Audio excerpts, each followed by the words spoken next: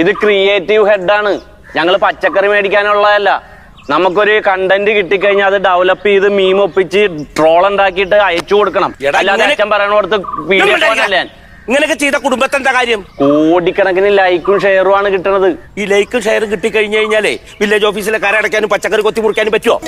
എന്താണ് ഞാൻ നിങ്ങളോടൊക്കെ പറയാന്? നിങ്ങളുടെ മോനായത് എന്തിനാണെന്നാണ് ഞാൻ ആലോചിക്കുന്നത്. അതന്നെ ഞാനും പറയണത്. ഇങ്ങനെ ഒരു സാധനത്തിന് എനിക്ക് എന്തിനാ കിട്ടിയെന്നാ ഞാൻ ആലോചിക്കുന്നത്. അച്ഛൻ രാജ്യം മുഴുവൻ പാരിയുടെ ട്രോള് കാണാൻ വേണ്ടി വെയിറ്റ് ചെയ്യാണ്. ഒരു കാര്യം ഞാൻ പറയാം, വില്ലേജ് ഹൗസ് പോയി കരടച്ച് പച്ചക്കറി മേടിച്ചിട്ട് വന്നില്ലെങ്കിൽ 3 നേരം ഞണ്ണാൻ കിട്ടില്ല ഇവിടുന്ന്.